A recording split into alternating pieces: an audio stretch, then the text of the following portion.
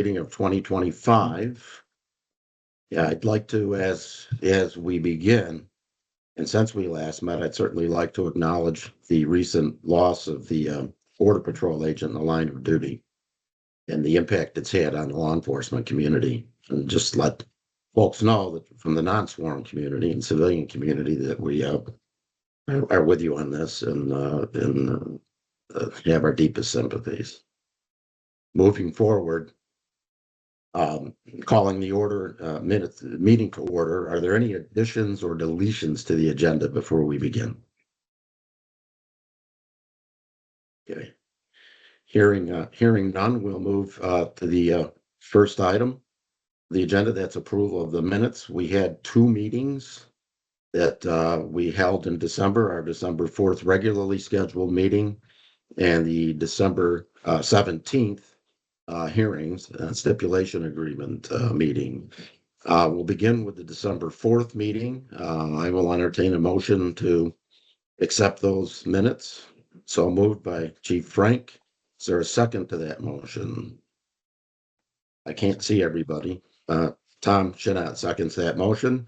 Okay, the motion is on the floor. Do we have any modification, amendments, or observations about those minutes? I saw none. I'm hearing none. So if it's agreeable, we'll move to vote to accept those minutes of December 4th. All of those in favor signify by saying aye or raising your hand. Aye. Aye. I'll let Lindsay figure it out there. Okay. All of those opposed signify by the same. Hearing none, the motion passes. We'll accept a motion for the approval of the December 17 minutes.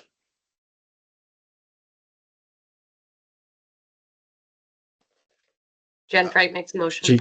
Chief Frank moves. Do we have a second? Jim Amanda Whitcomb, Garza second. seconds.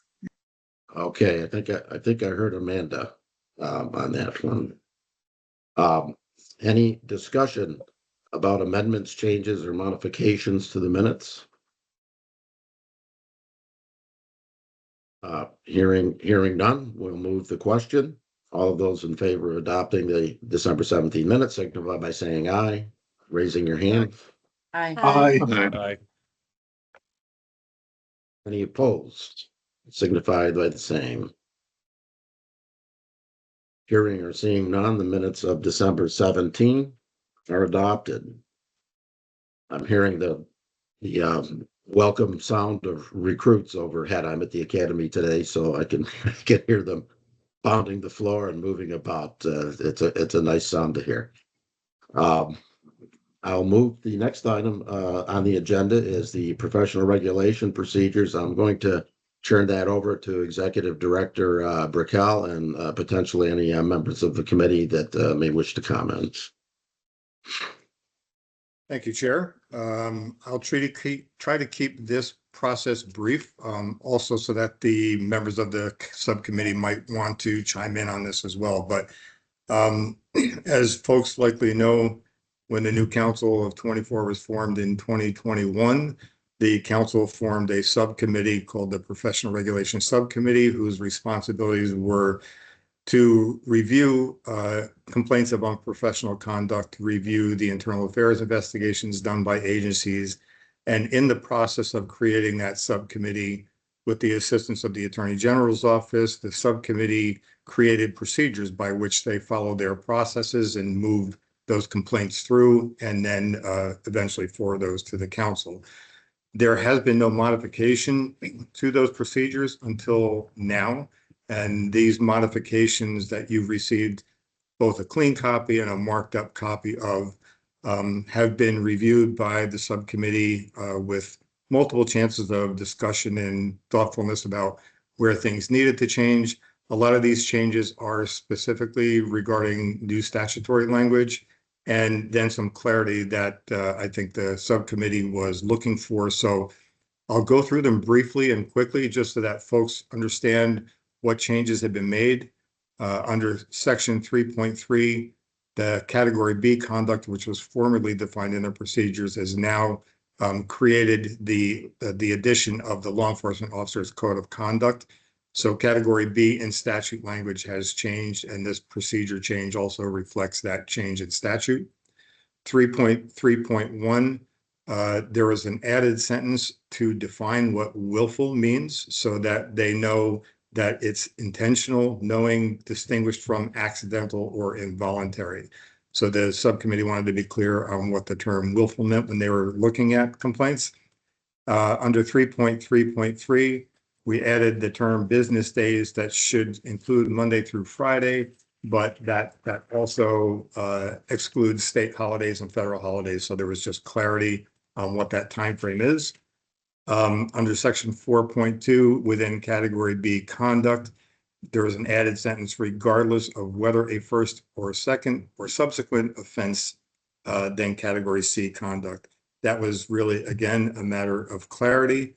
And then 5.2, there was the modification that said such agency shall be responsible for conducting a valid investigation. That was, again, added for clarity. These are minor changes essentially going through this entire section. The last one, I'm sorry, there's two more. Under 8.1.1, when the council has the ability to conclude an investigation, just the last section, which adds the phrase is received. So it can be reopened if there's new evidence that's received. And then in the last final piece under settlement, section 8.1.2.1 is added language that says the recommended stipulated agreement for category B first offense may not impose a sanction that surpasses the disciplinary action taken by a law enforcement agency unless that conduct finds that one of the exceptions enumerated in the new statute is there. And that if there is an agreement that the professional regulation subcommittee will identify which of those additional factors allowed them to do that. Again, that's a brief synopsis of it. There are not a lot of substantive changes, but I did want to open that up to either the chair or other members of that subcommittee that may want to comment further. And then we can certainly open it up for any questions that the council might have. So I'll defer chair to you first, Chair Whipple, and see if there's additional comments that you have.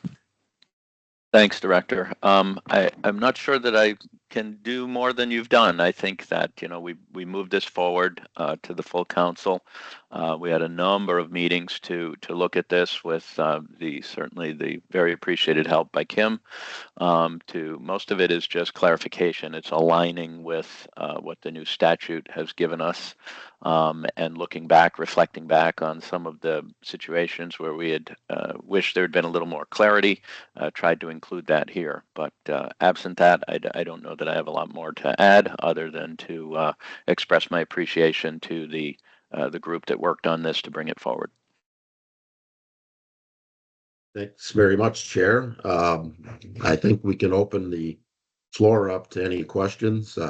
Certainly, Trevor or Chris are in a position to address those, or perhaps other committee members. Do we have any observations, questions, clarifications? Chief Frank. I just wanted to note, just so that all the council were aware, that there was an incredible amount of collaboration that went into the creation of this document.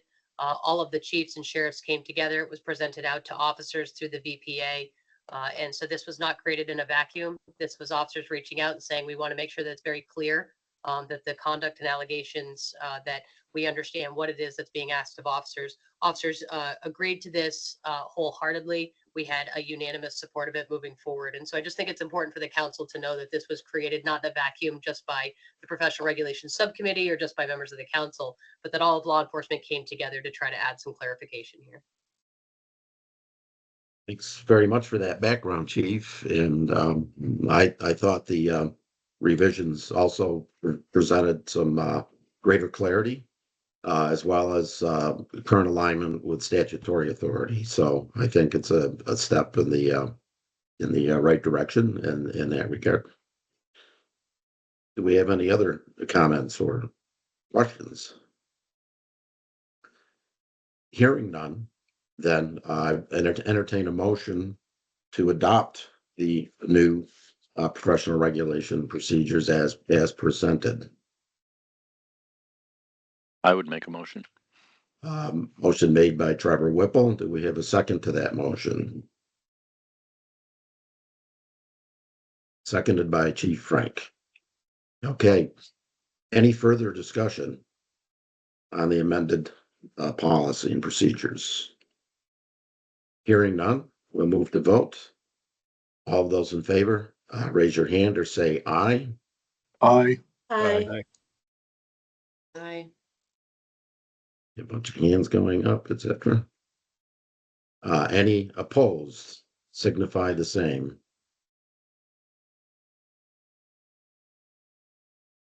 Okay. Any abstentions? We should to go on record as an abstention. I see none. The policy of the updated professional regulation procedures have passed. Thanks to the committee and also the wider community, as Chief Frank pointed out, for the large scale of involvement and conversation, and certainly the hard work of the committee. So, again, many thanks to members of the group. The next item on our agenda is the entrance test review.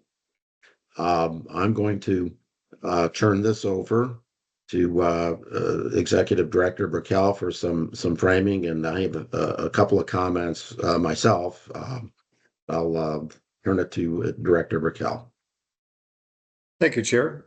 So as everybody is well aware, the Academy has been without an entrance test for a while now. I'd like to get into some of that detail, but I want folks to know that there's been a very hardworking subcommittee group that has struggled and worked on this for quite some time.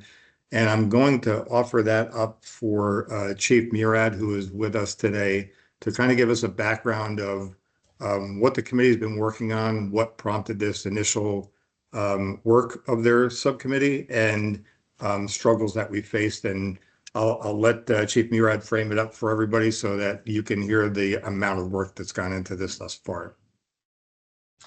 Thank you, Director Burkell, and to the council, thank you very much for having me and for all the work that all of you do. Good to see you again, Chair Clements. So yeah, we have been working on this project for quite some time. We began it began even before under the last two directors of the Academy ago. There were discussions around entrance examinations and what we could do or not. And so the outgrowth of that was this entrance test working group. The entrance test working group ultimately, relatively quickly, assessed the existing written test at the time as being something that was insufficient and also was potentially counterproductive for our goals as a profession around recruitment and what it is that we need applicants to demonstrate. Some examples. There was a question that asked how many meters are in 225 feet and didn't give the math ratio there. The understanding was that you would know how many meters are in a feet, or in a foot. And while that may be something that we want, was it necessary, for example, for a police officer, or is that something that we can teach officers, and therefore was asking for that in a test something that we felt was unnecessary. There was one that I still don't know the answer to today. It was a question around vocabulary, and there were a number of vocabulary questions. This one stated, the police chief was deferred due to inappropriate actions within the department. Deferred most nearly means A, fired, B, released, C, suspended, or D, questioned. I don't normally say this. I have an English literature degree from Harvard University. I don't know the answer to that question. And I don't think that it was something that was necessarily a rationale for us to have a rating of a student. So we looked at that test as a group, and we decided that that test was not something that we felt was reflective of what we were seeking to assess candidates on. And we did say, all right, not this test. What can we do instead? Giving up the test was meant to be a 2, perhaps 3 academy cycle thing. And instead it has dragged on now for, I think, about 4.5 years. We worked with a couple of vendors. We created an RFP. We then sent it out to those exact vendors. And we had things we were asking for. We, at one point, I think, were a little overly ambitious in our expectations that a vendor would defend the vendor's product in the event of lawsuit around disparate impact or disparate outcome. And ultimately, we were pulled back on that expectation, which, as I said, I don't think was reasonable, but was a product of the time we were in. This was 2020 and the immediate aftermaths of 2020, and we were really concerned around how we were dealing with these kinds of issues. We worked on that, and in the meantime, I know the Academy has worked with other vendors, and certainly I think Director Piquel can give additional information to that. Just to also talk about what the entrance test working group did, and it wasn't just about the academic written test, we also ended up assessing whether or not the existing physical standards were good enough, whether they were meeting what we wanted as a profession. And then we also assessed the entrance examination requirement for a psychological inventory.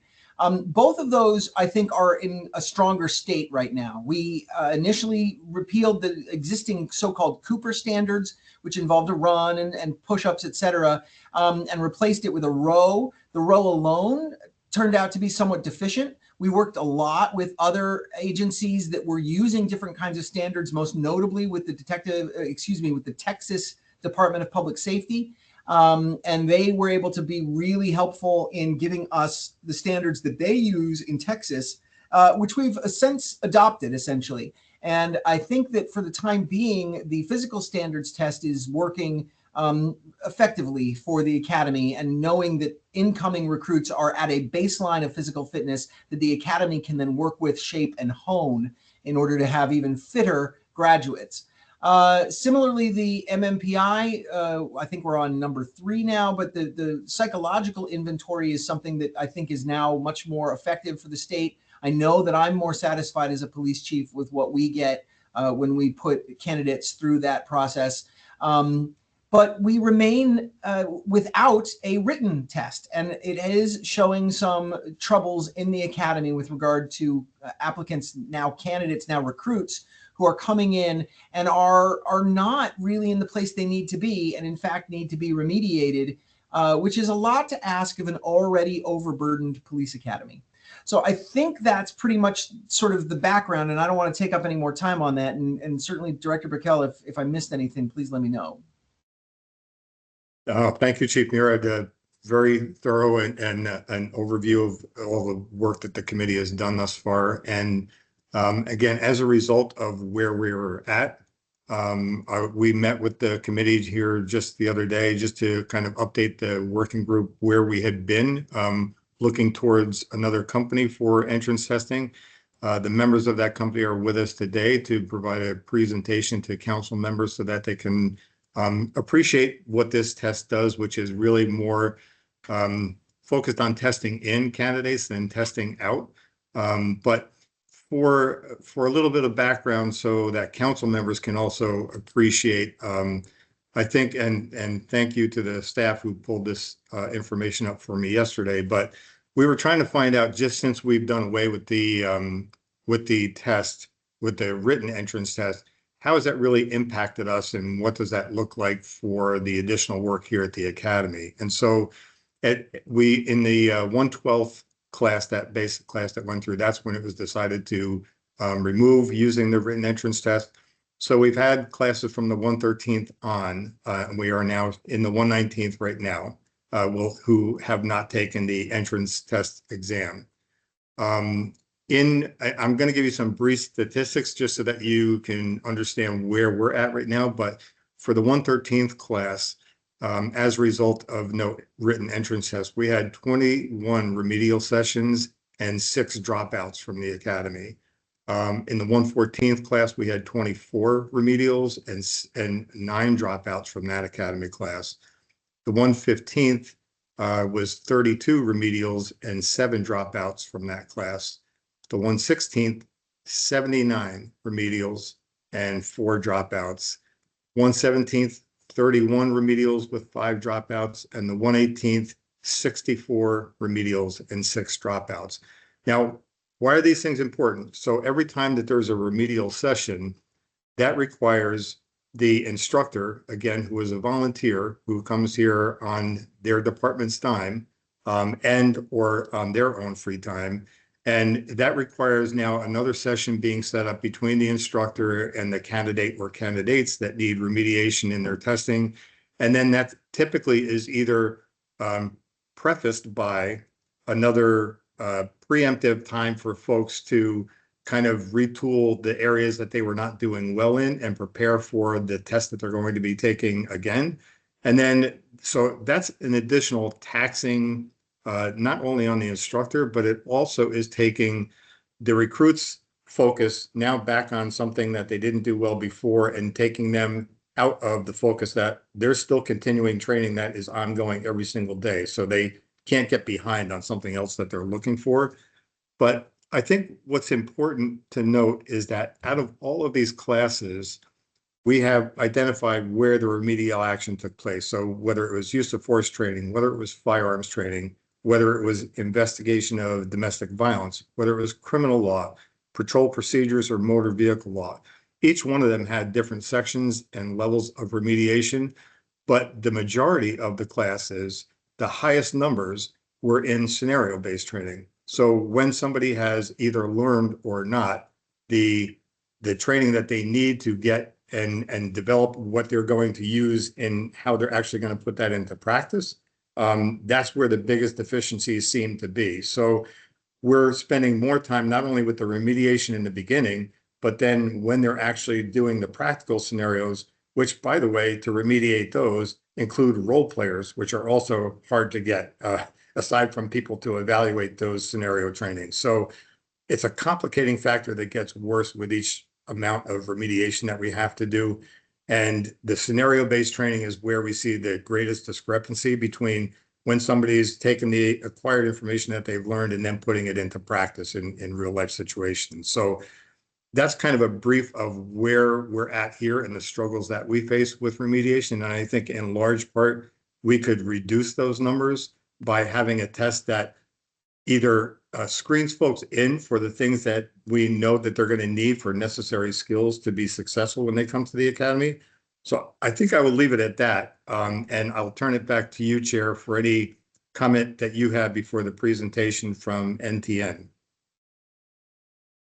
Thank you very much, Chris. I think that was a good, and Chief Murad for the history and the background of what's gotten us to this point. And I don't have much to add other than to, I think, many of you know I come from a long background in higher education and have seen this problem surface in many ways, and certainly in that domain, and the importance of appropriate testing and screening, if you will, as part of that process is to assure the success of folks that you're bringing into your academy or education program, whatever it may be, a learning program of some type, and to have measures that can be acted upon and that have validity as well.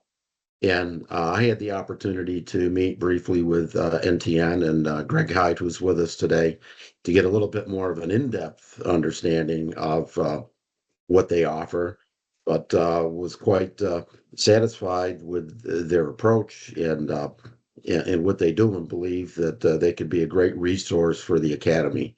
And providing that, as Chief Murad pointed out, part of that triangle of physical, psychological, and then capability, analytical capability, if you will, learning capability.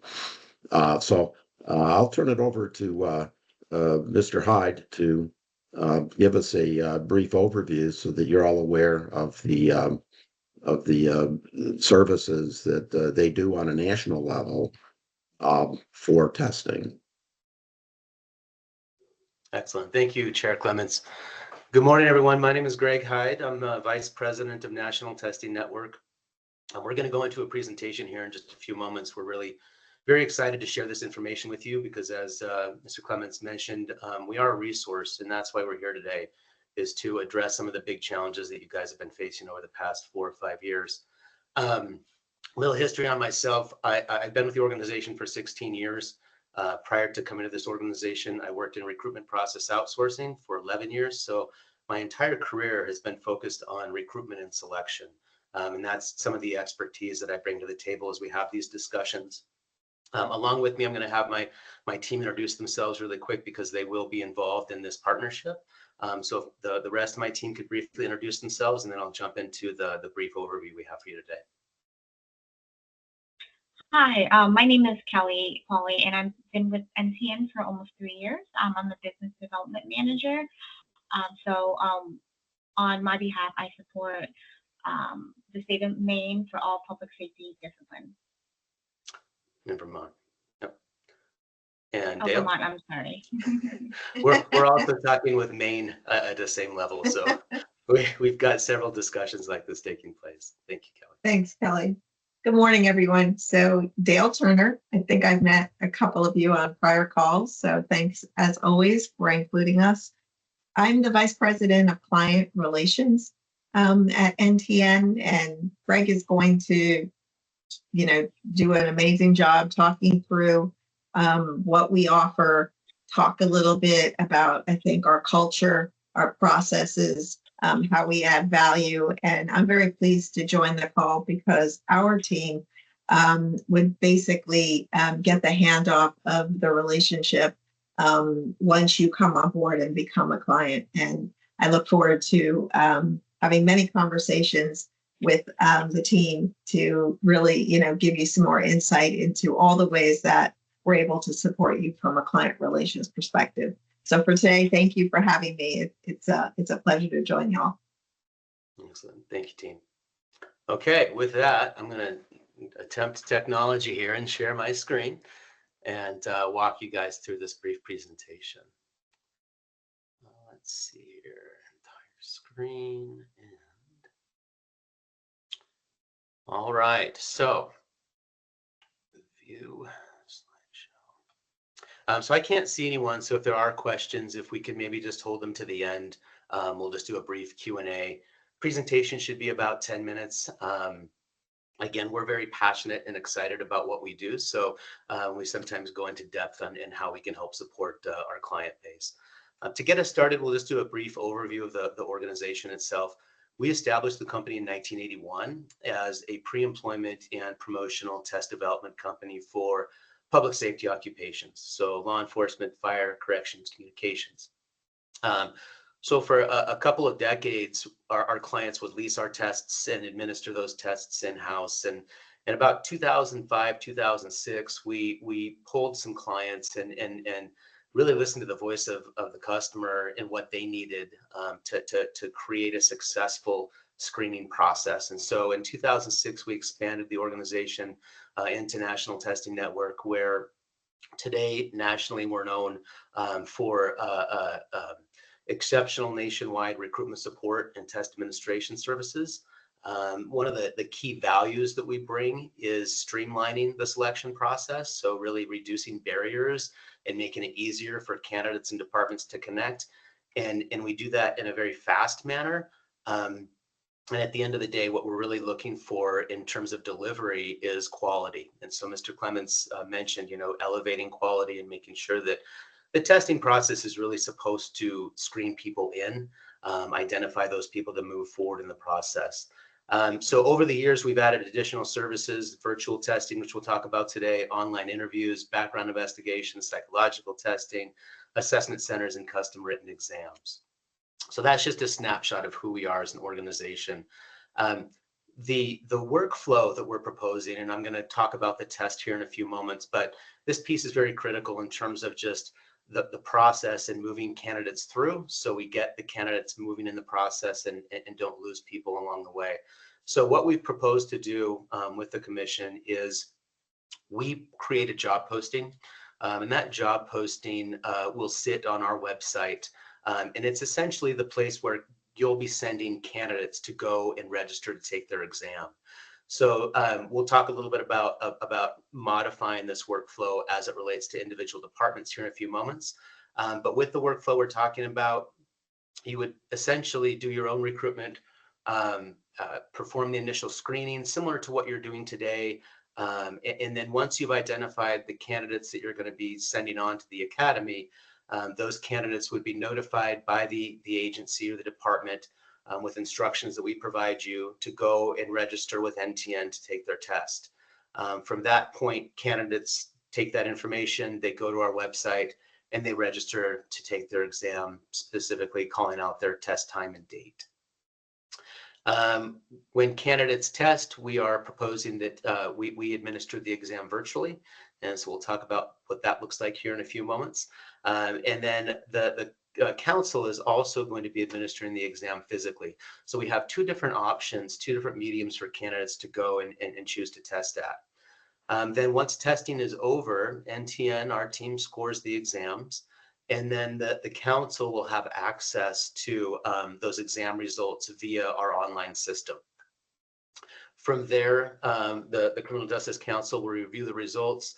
They'll communicate those results in a pass-fail format to the departments. So if you sent Kelly Dow to go test, you'll get a response back from the council indicating that Kelly has either passed or failed and will either be able to move into the academy or is knocked out of the process. And then from there, departments will be continuing with their individual screening processes, however that looks in terms of the workflow for you. And then the final steps would be the candidates are offered the job, and then the candidate goes into the academy. So that's the workflow we're talking about from a big picture. I'm going to jump into the exam now and talk about what we're actually measuring and why these things are important. I mentioned that we're a test development company at the core. And the differentiator that we bring to the table with regards to testing, and it was interesting as I listened to some of the challenges that have taken place over the past 4 or 5 years and the reasons for remediation, is that our exams are video based and they're situational based. So what we're doing is we're basically taking what would be a paper pencil test and converting that into video scenarios. So when a candidate takes the test, they're not reading a question, they're actually seeing the question play out in video format. And what that does is it elicits an emotional response from the candidate. And it also puts the candidate on the job before they've even been to an academy or gone through the final screening process. And the goal of this type of testing is to identify how candidates are going to respond to the different stressors and situations that they'll be faced with on the job. So it isn't necessarily converting, meters into feet and that type of thing. It's really, who is this individual? What are they bringing to my organization? And how are they going to represent my department, but also support my community and represent my community? And so on the left-hand side of the screen, you can see the dimensions that we're measuring with this exam. So I heard, restraint and use of authority. That's obvious a big area that we want to screen and test for. But community relation skills. These folks are out in the community, talking with folks, supporting the communities that they live in. Confrontation and enforcement initiative, ethical orientation. So again, it goes back to who is this individual that I'm bringing on board and into my team. The other components of the exam battery include integrity and bias testing. So that job suitability test really focuses on bias, implicit and explicit bias as it relates to cultural sensitivity and race relations. We also have a report writing test as well as a reading test, and the reading test is at a 10th grade reading level. So really looking to just ensure that the candidates can actually understand the written flow of the English language. And then essentially the test mirrors SOPs, documents that a candidate might read on the job, and they're having to plug words back into that document. And so it's not just how well can they read, but how well do they understand how these words fit into sentences and paragraph structures. So that's the test itself. And when we're done, we're going to provide you with some contact information if you'd like more information on this particular exam. Any of the information we're sharing today will be available to you when we're wrapped up. As far as the validation of the test goes, we take a two-pronged approach to validation. The first being content validation, and that's we partner with hundreds of subject matter experts across the country during the development of these exams. And what we do is we get the content for the test from those incumbents that we partner with. So we're essentially rigorously defining what the job is and ensuring that the test content mirrors up to the job candidates are applying for. Beyond that, we run a criterion validation process. And what that process looks like is we give the test that's been developed to incumbents. Incumbents take the exam, and while the incumbents are testing, their supervisors are filling out a performance evaluation that correlates back to these dimensions that we just looked at.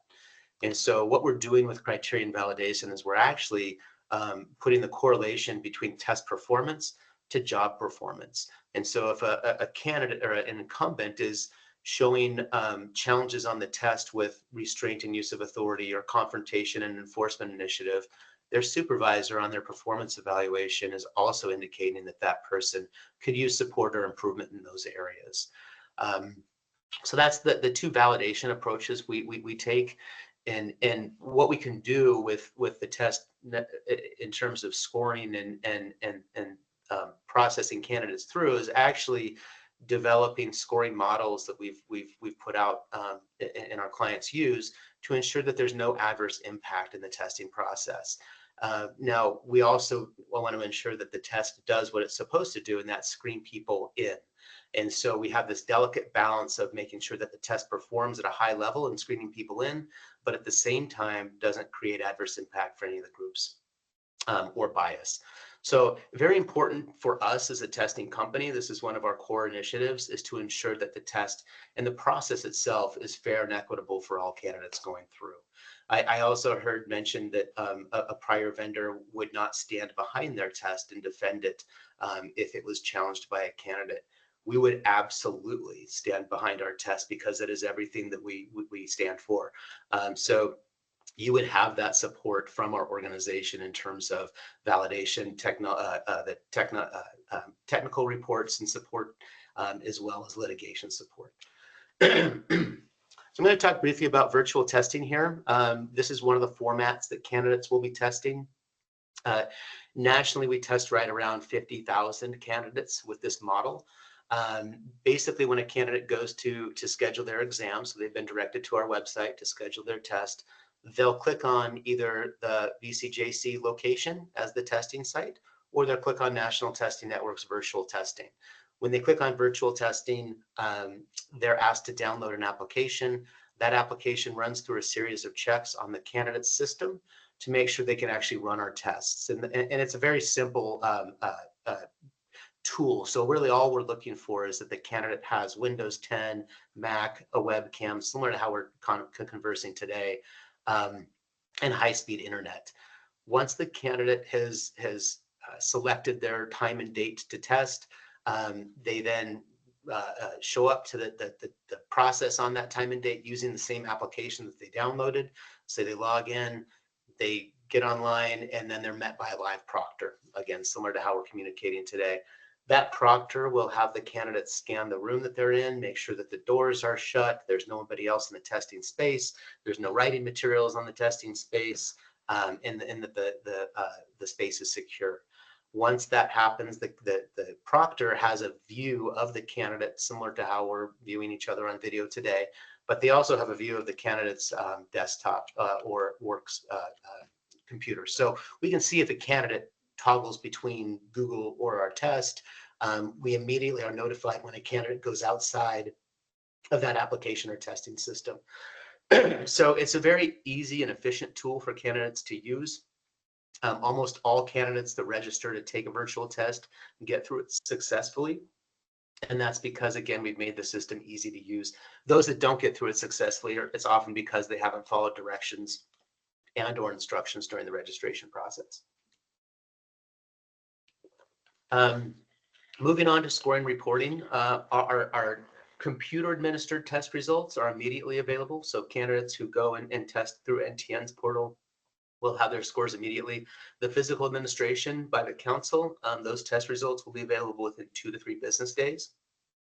And the council will have access to that back-end scoring system 24/7. So as soon as candidates' results come in, the council can tell you whether the candidate passed or not, and then you can proceed with the rest of your evaluation process. Test scores are valid for a year, and we'll talk here in a few minutes about how candidates can use test scores as well. Let's see. So quick rundown of program benefits. What we have been focusing on in terms of delivery is providing a consistent statewide assessment. So something that all candidates process through if they're going to be put into the academy. It's a fair and equitable process that's designed to create no adverse impact. We're providing assessments that demonstrate a high correlation between the test performance and job performance, and that relates to report writing, reading comprehension, as well as those human relations and critical thinking skills. We're providing virtual administration, so very flexible and easy process for candidates to use. Developing a trusted partnership with aligned goals. We've really enjoyed the conversations that we've had with Chris, Ken, and Lindsay over the past 2 months. And we're developing this partnership where we will continue to see this thing through, like Dale said, all the way, each step of the process. So we just want you to know that we are invested in this partnership, and we see it going in very positive directions. Beyond that, strategic approach to communication and implementation. So you have somebody that is really going to make sure this thing gets kicked off and done right the first time. Dale and her team will bring in a high level of customer relationship and management to the program. And then it's an easy system for scoring for candidates who process with us or through the council. We have a dedicated candidate support team. So any question at all that's relative to our test or the testing process, all of those questions and candidates are forwarded to our support team so that your organizations don't have to answer questions relative to what we do in our tests. And then we also provide background investigations, which we'll talk about here in a moment. So we've been, like I said, we've been working for a couple months on this program, and we truly respect the past processes and kind of the past model that's been put into place. And we know that there hasn't been a lot of fees tied to prior testing. So what we're proposing is we've offered a discount to the Criminal Justice Council on our standard pricing. So we've reduced the annual membership from $1,000 to $750. And again, that $750 is basically the cost of the entire program. We also have candidate fees. This year, the candidate fee for both administrations will be $30. Our standard candidate fee nationally is $65. And so our leadership team has made the decision to reduce that fee by over 50% to, again, support you organizations through this partnership.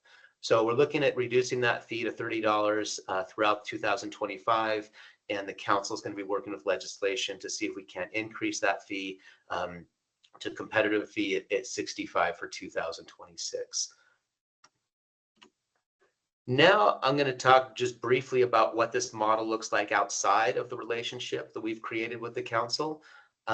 Individual departments can also hold their own memberships with National Testing Network. And so what that looks like is our full service model, which I pulled up here for you guys to take a peek at. So if you were to enter into a relationship with NTN outside of the council, we'd basically be providing recruitment support. So we would be taking those job postings that we develop with the department, putting them out to all the social media sites, putting them out to diversity specific and career specific websites as well, and really providing that extra recruitment boost to help support a healthy candidate flow. From there, we provide candidate scheduling. So candidates would go through our scheduling system. We collect their data. We can collect the PHQ, so personal history questionnaire. We can collect that as well. And that carries on with the candidate all the way through to the background process. And then we administer the exam. So if you think about it this way, instead of just sending the candidates that you've downscreened prior to that point to where you need to see if they can, pass the test to go to the academy or not, what we would do with an individual department membership is test every single person that comes through and applies. And that's taken really a proactive approach to one, that academy step, because we don't want to have resources and candidates go through a process that they're not going to be selected for. So beyond that, we still do the scoring. We do have an online interview platform system that we can use. So that is also part of this service. So it basically provides candidates with 6 questions. They have 2 minutes to answer each question. Their answers are recorded, and that stays with the candidate test scores and goes along with their data. So that can eliminate significant time and resources on the department end by doing that quick video interview to down screen those candidates who make it into that next step of the process. And then finally, we can also help support with background investigations. That is a separate fee, a separate quote. But for departments who are struggling with backgrounds in terms of the time it takes or resources it takes, we can certainly help support that as well. Our background investigations average right around 4 weeks for fire and 6 weeks for law enforcement. So I kind of went over some of this here. The department memberships, if you choose to have your own membership, it just streamlines the selection process. You've already identified which candidates have passed, so you don't necessarily have to have them test at the academy to get into the academy. We'd have department-specific job postings and recruitment support.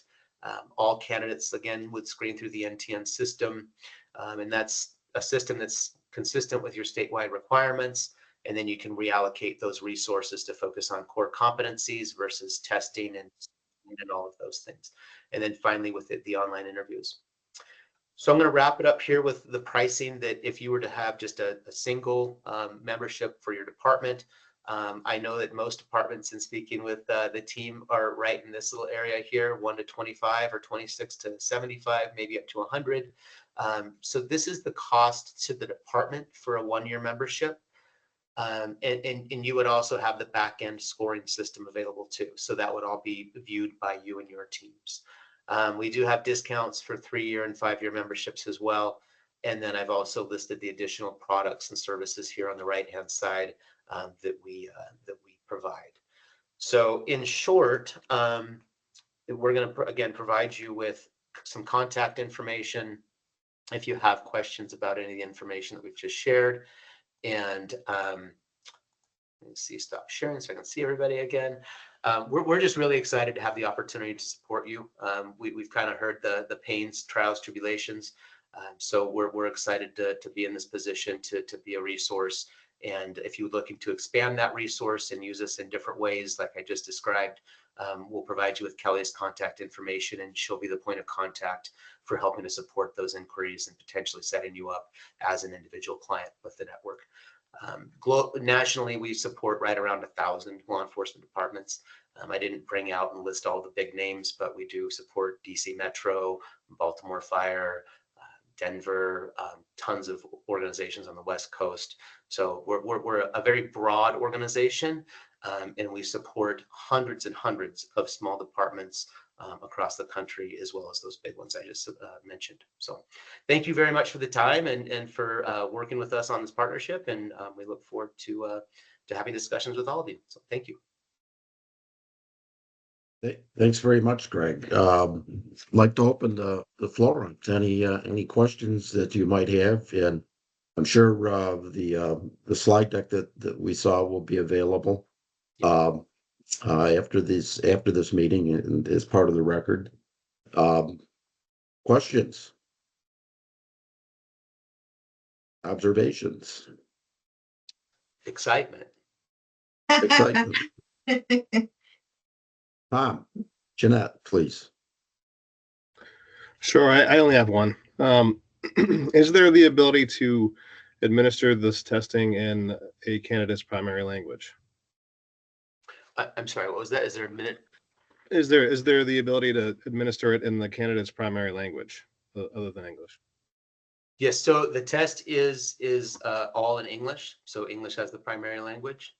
And one of the reasons we've developed the test in just English is that nationally, law enforcement, positions in public safety require people to be able to speak, understand the English language. So as a primary language, that's the mode that our test has been developed in, and that's been looked at and discussed by many law enforcement departments during the phases of development.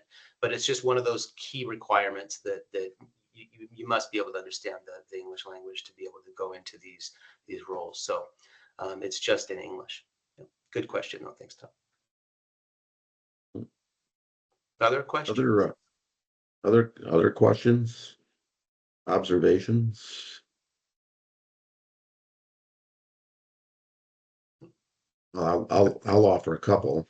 One in particular is that in model development, that being in a system like this, where and particularly Vermont's not as big, obviously, as some of the clients that Greg had mentioned, very large departments, but over time, you can accrue the data to continue to refine the Vermont model. So I think there are some significant analytical benefits to using a model like this, because an ongoing recruitment in development into continued assessment. And I think the other thing that caught my attention that I liked, and again, I'm thinking about when you're moving folks into a learning environment, an education or training environment, you want them to be successful. And the concept of screening in, not screening out, and then to determine, those that are capable and most suited to the job, I think caught my attention. It's not trying to, do so to be exclusive, but instead to align capabilities with the requirements of law enforcement. And the scenario-based learning caught my attention as well. Is kind of a multimodal, if you will, way of learning, and consistent with what Director Brickell had mentioned as one of the observations over the last number of classes where there seemed to be most problems. Chris, I thought I saw your hand moving, or? Yeah, I just wanted to make a couple of quick observations in that I thought that in the conversations that we've had with NTN over the last couple of months is that this was a model that was different from the former written entrance test, in that it was a way to also screen in candidates as opposed to just screening out. Certainly much more updated, but this also provided, and I'm careful not to support or promote vendors, but like this was another opportunity for us to look forward to agencies to have another tool towards recruitment efforts, right? If they had somebody else that they could rely upon or contract with to do background investigations for a fee that was either similar or less than what it actually cost them for their own manpower or people that they're sending out to do background investigations, or just for peace of mind to have, an outside contractor that does this for them. It's just another piece that was available to law enforcement that might make their recruitment efforts a little bit easier than the struggles that we know that they're facing.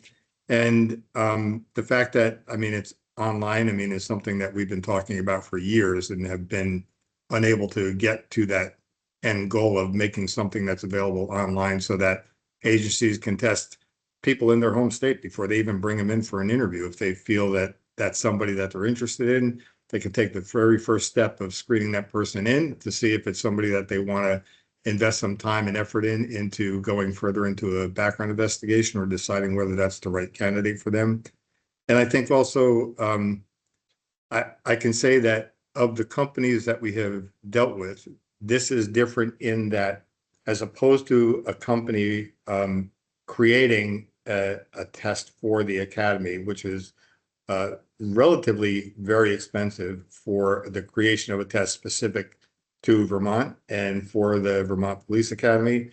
This is a test based on national data and national standards that is much more widely available, much more cost effective, and it's adaptable as time moves on. If there are scoring adjustments that need to be made, they can look at that as well for us. And while this won't be a Vermont specific test data wise, it can be over a period of time.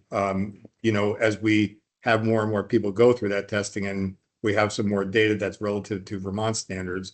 And one last thing, just to address Tom's comment, while I appreciate his question, one of the other factors about offering a test in a secondary language is that we don't have the ability to instruct in the secondary language. So we're still teaching in the English language, teaching folks how to interpret English and understanding the law, applying it, filling out forms, documents, writing affidavits. So while that is great, if that was available, we are more in the line of in our instruction of teaching in English. So it would be more conducive to us to stay with a test that follows that suit. I'll stop there. Well said. Thank you. Okay, thank you, Chris. Chief Frank. Mr. Hyde, Chief Frank, Windsor Police Department. Question for you on your current software. Does it have some sort of ability to be able to capture a video image that could then be dispersed to the department of the person taking the exam? Just looking, obviously, there's some biometrics and facial recognition limitations there, but want to make sure that the person who's actually taking the virtual exam, it's great that a proctor sees a person's taking the exam, no one else is there, but the ability for that proctor to know that that is, in fact, my candidate. Is there a way to snap a picture of the person who's taking it and then give that back to the departments to make sure the person in Alabama or Kentucky who's taking it is really the person I'm looking to hire? Sure, that's a great question, Chief Frank, and it's one of the things that I typically do in these presentations, but for time I didn't. But the proctor will have the candidate hold their identification up to their face and look at the identification next to the candidate's actual face during the first phases of the administration of the test. I believe that we do not take video snapshots of candidates and share them with clients because we process over 75,000 candidates a year. So that communication itself would be extraordinarily large. But that's how we ensure that the candidate is who they say they are, is by having them hold their identification up, clear picture of their face next to their actual face. But yeah.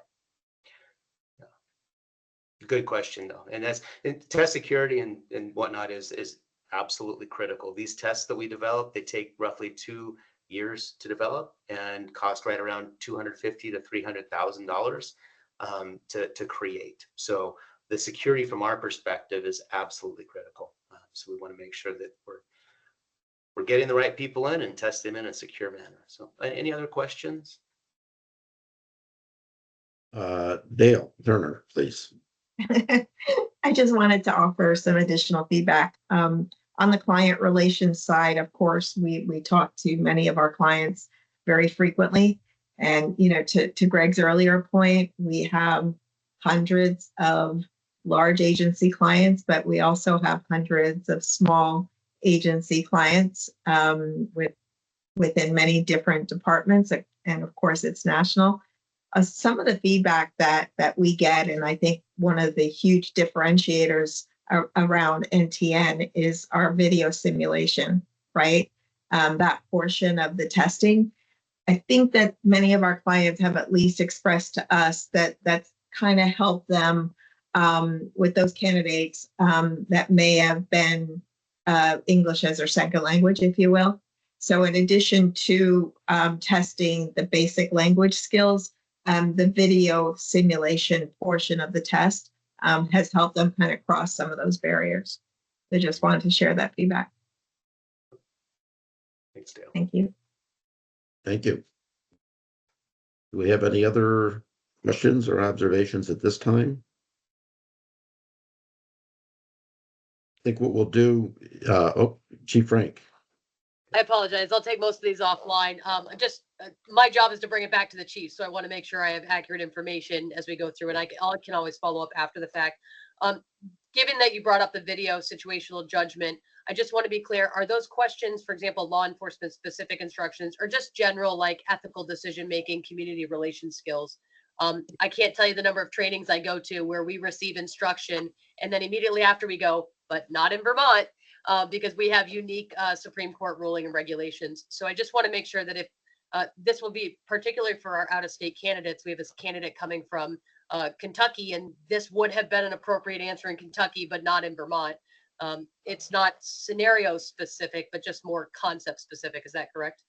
That's a great question. Yeah. So it is not content specific in terms of the candidates are told if you have prior law enforcement experience, throw it out the window. This is a common sense test. It's an aptitude test, and all of the scenarios are law enforcement based. And after what we'll do is we can send you a demo link to our demo site, so you can actually see just some demo questions. These questions that you'll see are not a part of the test, but it gives you a really good example of what candidates see, how we elicit the emotional response, those types of things. But yeah, to answer your question, every scenario is law enforcement based, and it's not specific to any one state or department policy and procedure. We keep that very clean in terms of making sure it's just common sense in terms of what you would do in these scenarios.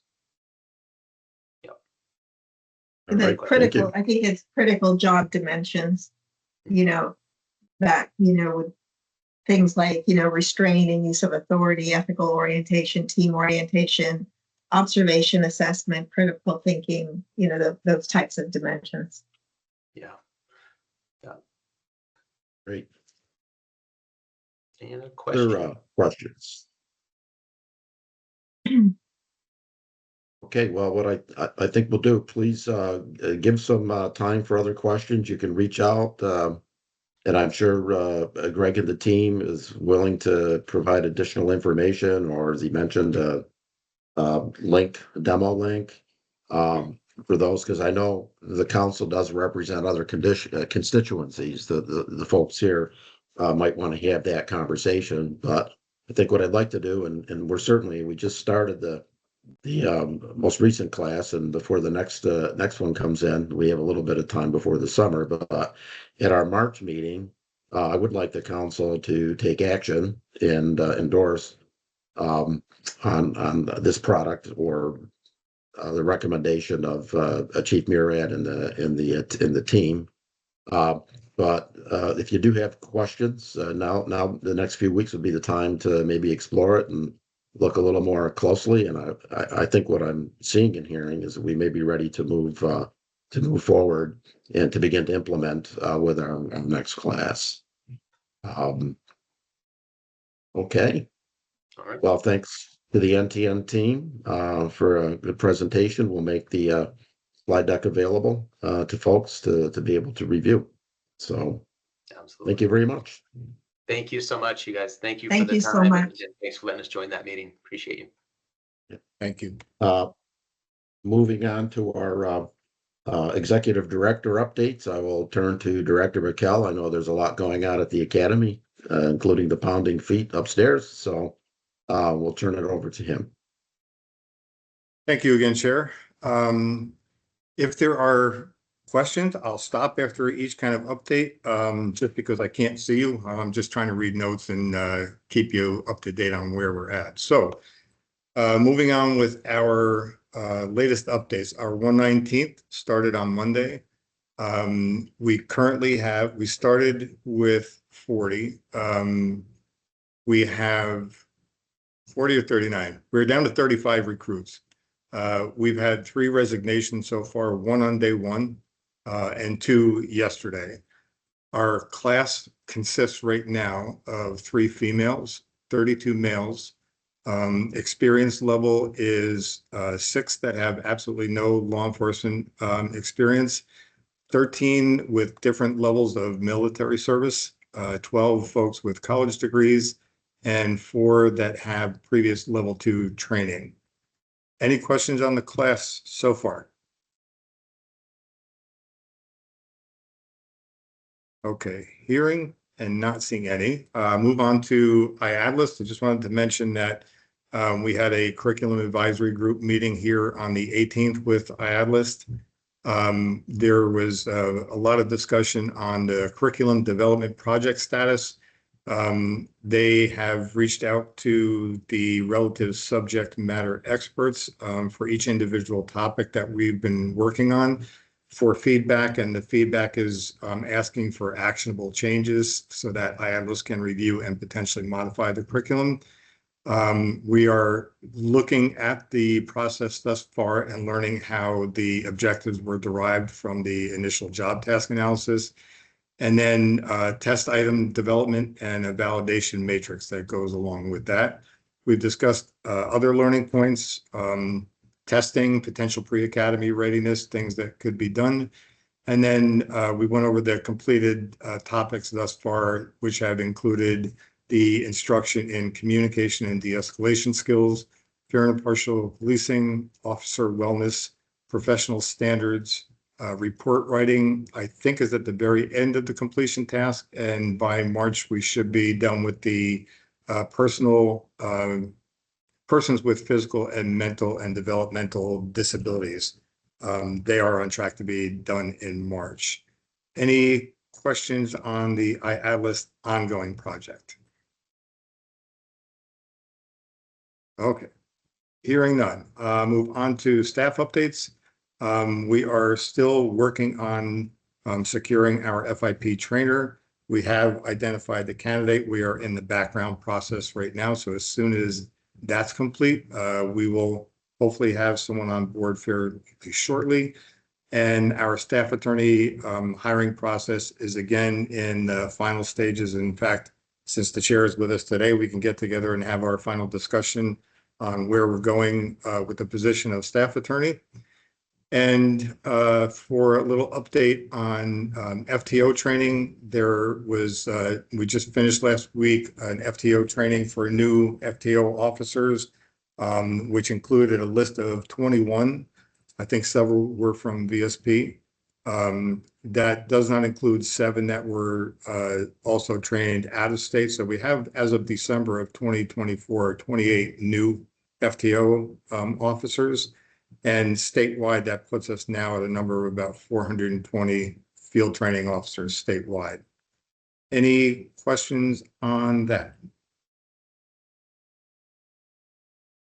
Okay, again, hearing and seeing no hands.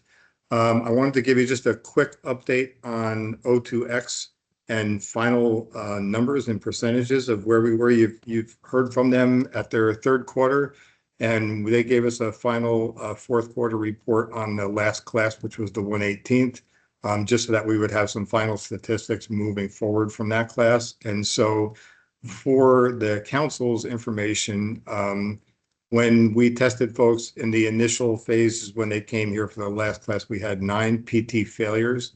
At the end, when they had their final PT test, we had no failures on the retest. The average percentage number went from 60.8 to 79.3 in the area of PT. So there was an increase in PT training. The average body weight of the recruit went from 192.37 to 190.22. Keep in mind 2 varying factors. Average body fat went from 21.66 to 20.12, which is a reduction, which is great. But then skeletal muscle mass in pounds went up from 85.31 to 86.59. So that weight reduction, while it may not look like a lot, includes muscle mass growth and loss of body fat. So I just wanted to update everyone on the final response from O2's findings from the last class, and they're heavily involved already with, we're on day 3 of the 119. So Jason's actively involved with them. Quick update that we provided testimony for Senate government operations on the 30th, just as an overview of the council. We've had a quick request yesterday for some additional training testimony tomorrow on training. They haven't defined clearly what specific testimony they're looking for, but hopefully we'll find that out a little bit later. And then on to rules, just an update on the rules. So the new council rules are in effect. We had the last adoption was in June of 2024, but those rules were updated again so that we could include the law enforcement officer code of conduct, as well as rules around A-RIDE. And as you know, A-RIDE used to be in statute. We requested A-RIDE be taken out of statute because we could not adequately train those because the prerequisites weren't necessarily there for folks to have that. So we did get that taken out, and it is now in rules, which went into effect on February 2nd. There was also conversation that took place regarding officers who may not need A-RIDE training, such as agency heads or those that are working in special or specific details. And under Rule 23, an individual can request a training waiver, which would go through the waiver subcommittee, and that can include up to an indefinite waiver for things such as A-RIDE. There has to be a request of as why that waiver should be indefinite and under what conditions that would then nullify itself if somebody went back into service and would need to have A-RIDE training. So that request can be submitted through the waiver subcommittee. We do have a form available that Lindsay has created. I mention this simply because I want agencies to know now that A-RIDE is in rule. If there are certain agency heads that feel that A-RIDE training, if they don't have it, is not necessary for them, there is that waiver opportunity for them to apply for. And also we'll be sending out information later today to chief sheriffs and other agencies just to make sure that they're aware of this change in the A-RIDE rule and know the process to go forward if they want to apply for that waiver. Any questions on that piece? Mark Anderson. Director, thank you. Just want to verify where we're at with the ICAR, LCAR process and rules. Is that all done and the rules are final? That's done, completed. In fact, the chair signed the final rules today while he was here. Then I'd just like to say thank you for all Academy staff and the Rules Committee for everything that you did to make that happen. From what I understand, it was an incredibly smooth process, which I think signifies the compelling work that everyone involved did to accomplish it. So just thank you. Thank you. And then lastly, this is just a personal observation that I want to bring up to the council as a whole. As you know, that there have been a lot of ongoing changes with the new federal administration by way of executive orders at the federal level that has caused concern among a lot of organizations and communities within Vermont. And, you know, we recognize that the fear that's out there, and we've heard from folks about their concerns. And I just want folks to know personally from me that the council will always remain committed to providing training to law enforcement that recognizes equity and the lawful protection of individual rights. Having said that, I was made aware of an email this week that was sent out to an individual group created actually by the Vermont legislature that was extremely offensive. It included language of violence and threats of death to members of that group. And I'm aware that this group has discussed this among their members and shared it with those that they feel comfortable sharing it with. I was not one of those people that was shared with.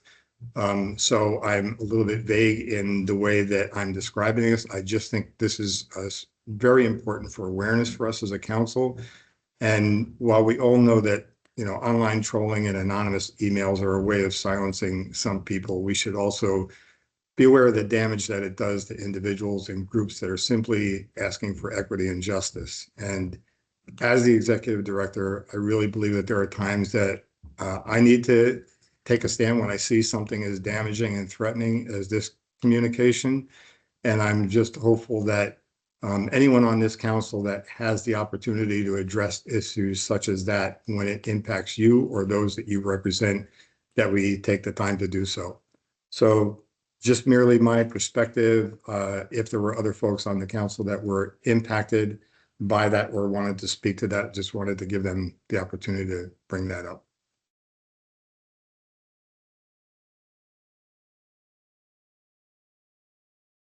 And again, hearing nothing. Just an observation. I know times are tough and we're all tough people. We all work through, you know, we all work through adversity. So just want to make sure that everyone's aware that the council is still committed to the work that we do for everybody. Yeah, thank you, Chris. Well said. can't say anything better than that. Lisa. Thank you, Chair.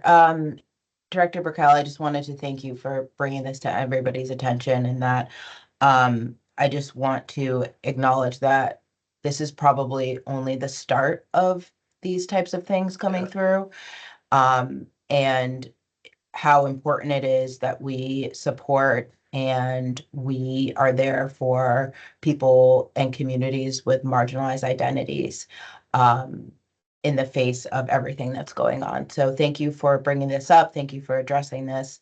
And I will always be here to support this work and also be here for folks who are impacted. Thanks, Lisa. Thanks very much. Any other comments or observations? Okay. Well, hearing none, we'll go to the final agenda item. General discussion, I guess. First, I would like to commend, I had the opportunity to attend the IADList meeting last week, and really got a sense for the amount of work the curriculum advisory group is doing.